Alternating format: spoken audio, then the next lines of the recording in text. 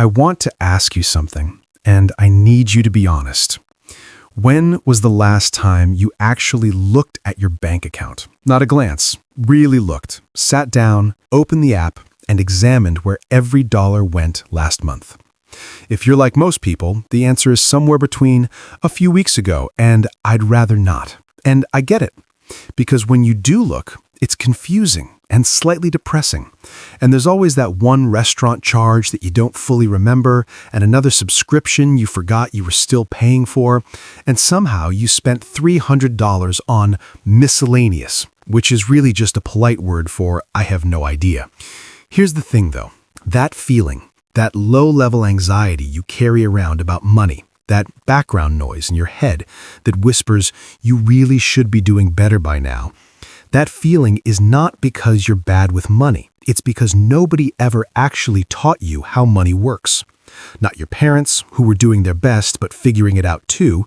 Not your school, which somehow found time to teach you the water cycle but not how a credit card actually works. Not the internet, which will happily give you 17 conflicting opinions about whether index funds are better than real estate, leaving you exactly as confused as when you started. The information exists. You just never got it assembled into something you could actually use. That's what today's video is about. Part 1. Who is Ramit Sethi, and why is he different? Ramit Sethi grew up in an Indian family in California. And if you know anything about Indian families, you know that money is taken seriously. Negotiation is practically a love language. His dad once spent 5 days bargaining down a car dealer, 5 full days, and then walked out when they wouldn't throw in free floor mats. So Ramit grew up watching how money actually works, not just the polite version you see in commercials. When he got to Stanford and won a scholarship, a $2,000 check made out directly to him, he did what any ambitious kid who's been paying attention does. He invested it in the stock market and immediately lost half of it. Now, most people would respond to that with one of two things. Either they'd never touch investing again, or they'd pretend it didn't happen. Ramit did a third thing. He got genuinely curious. He started reading. He started asking questions. And in 2004, he launched a blog called I Will Teach You to Be Rich, which became one of the most widely read personal finance websites in the world. The book came out in 2009 and was updated in 2019. And what makes it different from the mountain of other personal finance books is this. Ramit does not moralize. He doesn't tell you to feel guilty about your spending. He doesn't tell you to track every latte or clip coupons or feel shame about wanting nice things. He starts from the assumption that you're a reasonable adult who wants a good life, and he works backwards from there. He has one core philosophy that runs through everything. Spend extravagantly on the things you love. Cut mercilessly on the things you don't. That's it. That's the whole philosophy. Not balance, not moderation, not guilt-free deprivation. Actually spend money on what you genuinely love, and stop spending it on stuff you don't care about just because it's there. The book breaks into a 6-week program. Week 1, optimize your credit cards. Week 2, set up the right bank accounts. Week 3, open your investment accounts. Week 4, build your conscious spending plan. Week 5, automate everything. Week 6, invest for the long term. We're going to walk through all of it. But first, there's one idea that changes how you see everything else. The big insight before anything else. Ramit opens the book with an analogy that immediately made sense to me. He says money is like weight loss. When it comes to losing weight, almost everyone already knows what to do. Eat less, move more. That's basically it. The science isn't complicated. But instead of doing the simple thing, we spend all our time debating whether carbs are evil, or whether you should eat before bed, or whether this particular supplement will make the difference. We debate the details. We do nothing about the fundamentals. Money is exactly the same. Most people know they should spend less than they earn. They know they should probably be saving for retirement. They know credit card debt is bad. These are not secrets. But instead of doing the simple things, we spend our time arguing about whether to invest in real estate or the stock market, whether the economy is going up or down, whether some pundit on TV who's been wrong 17 times in a row is finally about to be right. We debate minutia, we take zero action, and we feel like we did something because we thought hard about it. Ramit calls this sexy versus rich. Knowing a lot of complicated financial vocabulary sounds sexy. Having a system that quietly builds wealth in the background over 20 years is rich. He wants you to be rich, not sexy. And the most important thing he says, and I want you to hold this for the entire video, is this: getting started is more important than being perfect. He calls it the 85% solution. Your financial system doesn't need to be optimized. It doesn't need to be the absolute best setup. It needs to be good enough, 85% of the way there, and actually running. A perfect plan you never implement earns you exactly $0. An okay plan you actually start today, that's the one that will change your life. Okay. Week 1. Credit cards are a tool, not the enemy. Your credit card is not your enemy. I know you've heard 100 people tell you to cut up your credit cards, avoid debt at all costs, pay for everything in cash. And if you're someone who genuinely cannot stop spending more than you earn when you use a card, there's real truth in that advice. But for most people, refusing to use credit cards properly is like refusing to use a car because driving has risks. You're leaving enormous value on the table out of fear. Here's what Ramit actually says about credit cards. Used correctly, they give you cash back or travel points that are worth hundreds or thousands of dollars per year, automatic extended warranties on everything you buy, free rental car insurance, trip cancellation protection, dispute protection if a merchant screws you over, a clean record of every purchase automatically, free short-term loans, you buy on Tuesday, you pay in full on the 1st, and the bank charged you nothing. All of that is free as long as you pay the full balance every month. That last part is non-negotiable, by the way. If you carry a balance, the credit card company wins immediately and massively. The average credit card charges around 14% APR. That's not a small number. A $1,000 iPhone paid only by minimum payments will actually cost you over $1,700 and take 9 years to pay off. 9 years for a phone. Pay the full balance every month. Every time, no exceptions. If you can do that, credit cards are genuinely powerful tools. Now, your credit score. This boring-sounding number might actually be the single most financially important thing about you, and almost nobody pays attention to it until they need something and suddenly discover theirs is bad. Your FICO score, the main credit score, goes from 300 to 850. The higher it is, the less risky you look to lenders, which means they'll offer you lower interest rates on everything from car loans to mortgages. Here's how much this actually matters. Say 2 people are taking out the same $200,000 mortgage. Person A has a great credit score, say 760. Person B's 620. Same bank, same house, same month. Person A's interest rate might be 4.3%, person B's might be 5.9%. Over 30 years, that difference costs person B about $70,000. $70,000! Not because person B is irresponsible, not because they didn't work hard, just because they didn't pay attention to this number years before they needed it. Your credit score is made up of 5 things. 35% payment history, did you pay on time? 30% credit utilization, how much of your available credit are you using? 15% length of history, how long have you had accounts? 10% new credit, have you opened a bunch of accounts recently? And 10% types of credit, do you have different kinds of accounts? The single biggest thing you can do for your score is this: pay every bill on time every month, automatically. The second biggest, keep your credit utilization below 30%. If your card limit is $5,000, don't carry more than $1,500 on it. And here's a practical move Ramit recommends for people with no debt. Call your credit card company once a year and ask for a credit limit increase. More available credit with the same spending means a lower utilization rate, which improves your score. One phone call. Speaking of phone calls, Ramit is obsessed with negotiating fees, and he gives you specific scripts for this. If you have a late fee, call and ask them to waive it. If you've been a customer for a while and you're paying an annual fee, call and ask them to remove it. He says this works more than 50% of the time. Banks want to keep you as a customer. Use that. Week 2. Your bank is probably scamming you. Ramit has strong opinions about banks. Specifically, most of the big ones are terrible, and the reason you stay with yours is almost entirely inertia. Wells Fargo fraudulently opened accounts for 3.5 million people. Bank of America has been fined repeatedly for misleading customers. These banks make tens of billions of dollars from overdraft fees alone. Fees they charge when you accidentally spend $2 more than you have, and they helpfully cover it for $35. One overdraft fee, by the way, wipes out an entire year of interest on a savings account. Ramit recommends two things. One, a great checking account. His personal recommendation is the Schwab Bank Investor Checking Account. No fees, no minimums. And here's the part that sounds like it can't be real. Unlimited ATM fee reimbursement. Anywhere in the world.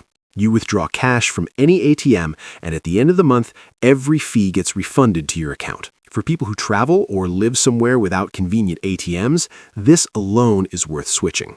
Two, a separate online savings account. Ramit strongly recommends keeping your savings completely separate from your checking. Different bank, different website, different login. Why? Psychology. If your savings is 3 clicks away in the same app as your checking, you'll rate it every time something comes up. If it's in a different account at a different institution with a 3-day transfer window, you'll actually leave it alone.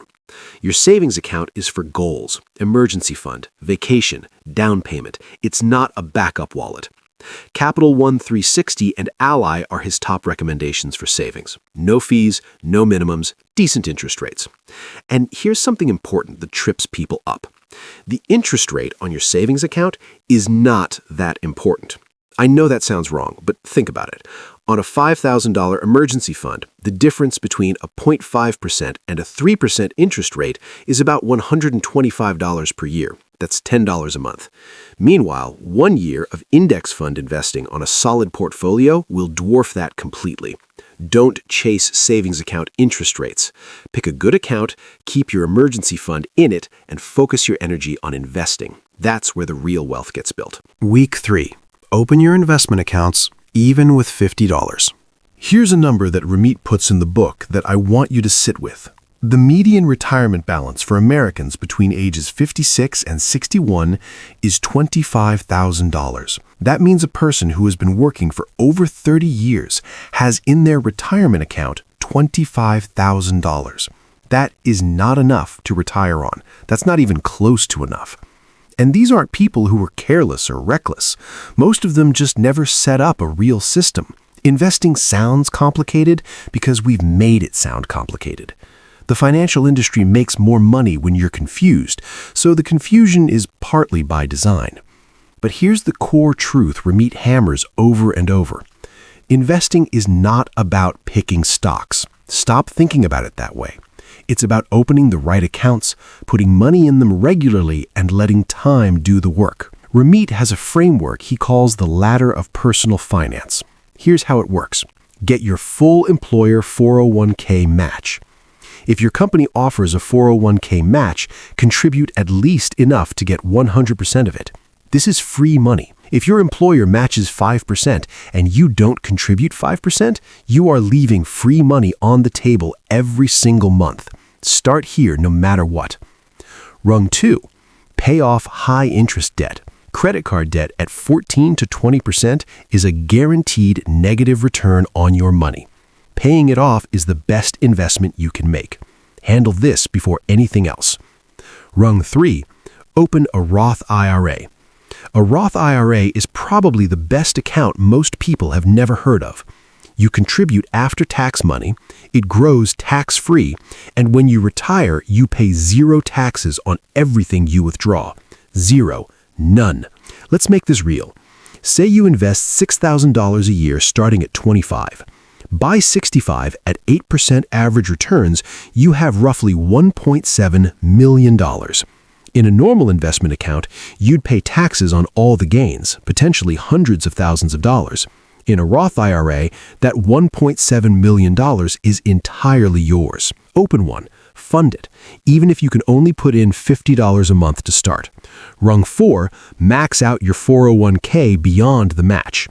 The annual limit is around $22,500. If you can get there, great. If not, contribute as much as you can and increase it by 1% every time you get a raise. Rung 5, taxable investment account. If you've done all that and still have money to invest, open a regular brokerage account and keep going. That's the ladder. You climb it in order.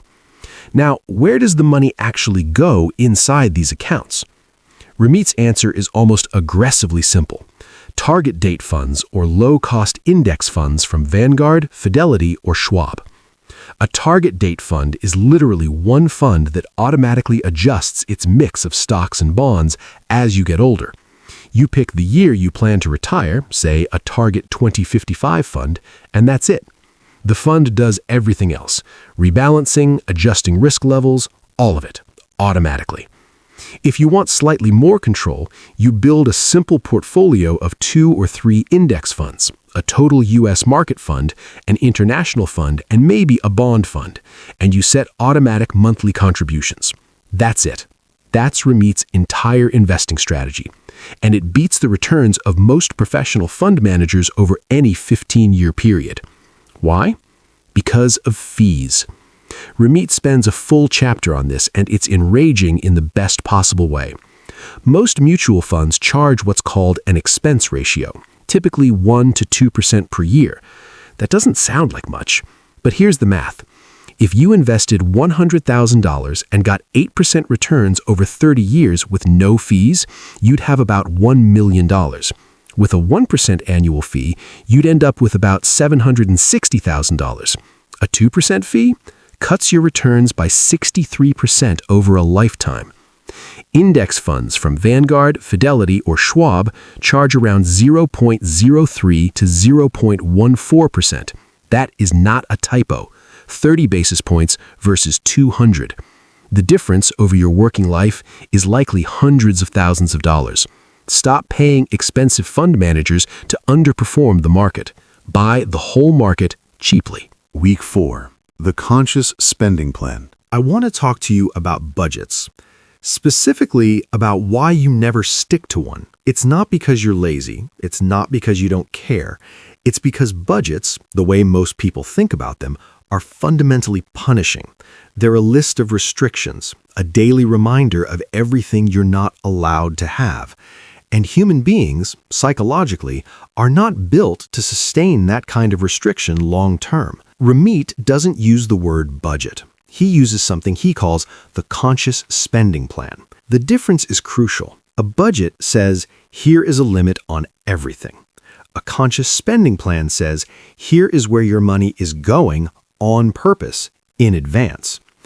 It's built around 4 buckets. Bucket 1, fixed costs. 50 to 60% of take-home pay. Rent, utilities, loan payments, subscriptions, insurance, the stuff that's the same every month whether you like it or not. Bucket 2, investments. 10%. Your 401k contributions, Roth IRA, non-negotiable, off the top. Bucket 3, savings goals. 5 to 10%. This is different from investments. This is for specific future things, an emergency fund, a vacation, a new laptop, a wedding. You create sub-accounts, Ramit calls them sub-savings accounts, and give each one a name and a monthly contribution. Bucket 4, guilt-free spending money, 20 to 35%. Eating out, clothes, concerts, hobbies, whatever you actually enjoy. This is the bucket that makes the whole thing work, because once you've put money into the first 3 buckets, every dollar left is yours to spend without guilt, without tracking, without second-guessing. That's the key psychological move. You're not restricting your spending, you're pre-approving it. Now, let's talk about something that might be the most important concept in the entire book: big wins versus small cuts. Ramit has 0 patience for the cut your lattes advice. 0. He actually says in the book, I will never tell you to cut back on lattes. Buy as many as you want. Not because lattes don't add up, they do, but because the amount of willpower and tracking required to manage your daily coffee is enormous, and the actual financial impact is small compared to what he calls big wins. Big wins are the 5 or 10 financial decisions that produce disproportionate results. Negotiating your salary, refinancing your mortgage, eliminating a $400 per month car payment, switching from an expensive mutual fund to a cheap index fund, cutting one unused gym membership and two forgotten streaming subscriptions. Each of these big wins might be worth $1,000, $5,000, $10,000 over the course of a year, and each of them requires roughly one phone call, one email, or one afternoon of setup. Whereas tracking your daily spending requires constant effort for marginal return. Here's a real example from the book. Someone is short $500 a month in their budget. They could A. Obsessively track every purchase and cut a little from 50 different places, or B. Call their landlord and negotiate a $100 monthly reduction, refinance one loan, cancel two subscriptions they forgot about, negotiate a raise at work. Option B is the big wins approach. More money, way less effort, and most of it is a one-time action that keeps paying off. Go for the big wins. Week 5, the automation system. This is my favorite part of the book, because this is the part where you stop managing your money and start having your money manage itself. Ramit calls it the automatic money flow. Here's how it works. Step 1. Your paycheck hits your main checking account via direct deposit. Step 2. Within 1 to 2 days, automatic transfers happen. Your 401k is already being taken out before you even see the paycheck that's set up through your employer. Everything else gets swept out automatically. Your Roth IRA pulls a contribution on the 5th of the month. Your emergency fund savings account pulls $200. Your vacation sub-account pulls $100. Your new laptop account pulls $50. Step 3. All your bills, utilities, subscriptions, loan payments are either charged automatically to your credit card or set up as auto pay from your checking account. Step 4, the credit card balance is automatically paid in full on the due date from your checking account. Step 5, whatever's left in your checking account is your guilt-free spending money for the month. Total time to set this up? A few hours over one weekend. Total time to maintain it per month? About 30 to 60 minutes, just to check that everything ran correctly. That's it. Once it's running, it just runs. And here's the psychological genius of this system. The money that's supposed to be saved is saved before you ever see it in your checking account. You never have the chance to spend it because it's already gone. The savings happen automatically, regardless of your willpower, your mood, your motivation, or whether it was a hard week. Ramit has a line I love. Once you set up this system, even if a Komodo dragon ate you alive, your money would keep transferring to the right accounts by default. Which is morbid but accurate. The power of defaults is the power of inertia working for you instead of against you. Most people's default is to do nothing, and doing nothing means savings never get saved, investments never get invested, and every month ends with a vague sense that more money slipped away than should have. Flip the default. Make saving and investing automatic. Make spending require an active decision. Do the setup once, benefit forever. Week 6. The myth of expertise and the power of index funds. Let me tell you about the greatest con in modern finance. It's called active management, and it's costing ordinary investors literally trillions of dollars. Here's how it works. A financial firm hires smart people. They research stocks intensively. They use sophisticated models. They build complicated portfolios. And they charge you 1 to 2% per year for this service. The problem? Study after study shows that these funds, after fees, fail to beat a simple stock market index about 75 to 90% of the time. Over 15-plus year periods, the failure rate gets even worse. Not most of the time, essentially all of the time. Ramit describes a call he once got from 2 wealth managers at a Wells Fargo Beverly Hills office. Beautiful British accents, very polished. They started pitching their services, protecting his assets, preserving his wealth, offering sophisticated financial planning. And then they said the quiet part out loud. We don't try to match the market. We focus on asset preservation. Ramit was trying not to laugh. What that sentence means, translated into plain English, is we will give you lower returns than you could get from a free Vanguard account, and we will charge you 1 to 2% annually for the privilege. A 1% fee over 30 years reduces your returns by about 28%. A 2% fee cuts your returns by 63%. These numbers should make you angry.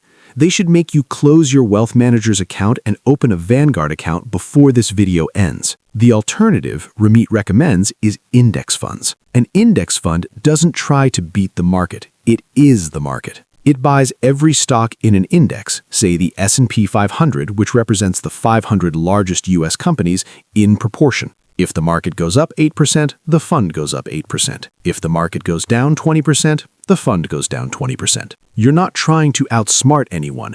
You're not predicting anything. You're just owning a small piece of the entire U.S. economy and waiting. This strategy is endorsed by Warren Buffett, who has said most ordinary investors should just buy low-cost index funds. It's endorsed by essentially every academic who studies returns. It's what Nobel Prize winners recommend. And the fees are nothing. Vanguard's total stock market index fund charges 0.03%. On a $100,000 account, that's $30 a year, versus $1,000 to $2,000 a year for an active fund that will probably underperform anyway. Ramit's simplest recommendation: if you want one fund, pick a target date retirement fund from Vanguard, Fidelity, or Schwab. Fund it every month automatically. Don't touch it for 30 years. That's it. That's the whole investing strategy for most people. Boring? Absolutely. Effective? Absolutely. I want to take a step back from the mechanics for a moment and talk about why any of this matters. Ramit asks two questions at the beginning of the book, and he wants you to actually answer them before you go any further. Why do you want to be rich? And what does being rich actually mean to you? Not in a generic sense, specifically. Get specific enough that it feels almost embarrassing how specific it is. For Ramit, one of the earliest items on his rich list was being able to order appetizers at a restaurant without calculating whether he could afford it. That's it. Not a yacht, not a private jet, appetizers. Over time, the goals got bigger, but they started specific and personal. For some people, a rich life means retiring at 45. For others, it's working on what they love forever. For some, it's private school for their kids. For others, it's quitting a job they hate to take a career risk. For some people, it's traveling to a new country every year. For others, it's buying their parents a house. There's no right answer, but there's a wrong approach, which is never deciding, just vaguely wanting more money and never defining what it's for. Because here's the thing about money without intention. It disappears. You earn more, you spend more. You get a raise, your lifestyle inflates to match. 10 years go by, and you have the same low-level financial anxiety you always had, just at a higher income level. Ramit's system is designed to break that cycle. When you automate your savings and investing first, when you design your spending plan in advance, when you define what your rich life actually looks like, you start making real progress toward a real target. And the guilt-free spending piece matters here. The whole point of the system is not to deny yourself. It's to enable you to spend on what you love without anxiety, because you've already handled everything else. His friend Jim once called Ramit the day he got a raise at work, and on the same day moved into a smaller apartment. Because Jim doesn't care about his apartment, he cares about camping and biking. So he moved down in the thing that doesn't matter to him in order to spend more on the things that do. That's conscious spending. That's the rich life. It looks different for everyone, which is the whole point. Let me tell you the one thing that Ramit says will determine whether any of this actually changes your life. It's not intelligence, it's not income, it's not having the perfect plan. It's starting. The 85% solution, remember? A financial system that's 85% optimized and actually running is infinitely better than a perfect plan that exists only in your head. So let me give you the most important first steps from this book right now. If you do nothing else this week, call your credit card company. Ask them to waive any fees you're paying and set up automatic full payment every month.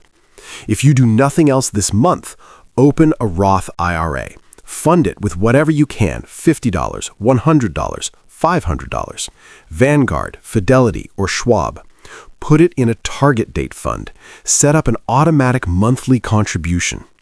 If you do nothing else this year, set up the automatic money flow. Link your accounts. Automate your savings and your investments. Do it once. Let it run. Those 3 things alone, credit card optimization, a Roth IRA, and automated finances, will put you ahead of the vast majority of people your age. Not because you're smarter or more disciplined, just because you actually did it. The book is I Will Teach You to Be Rich by Ramit Sethi. It is practical in a way that most finance books are not. It is specific. It is occasionally rude about your excuses. It will make you feel, maybe for the first time, like building wealth is actually something you can do. Not eventually, not when you earn more, not when you figure out the perfect strategy. Now, with what you have, starting this weekend. I hope this video gave you something real. If it did, share it with someone who needs it. A friend, a sibling, someone in their 20s who's just getting started and doesn't know where to begin. Leave me a comment telling me the one thing you're going to do differently after watching this. I read every single one. Take care of yourself. Go build your rich life. See you in the next one.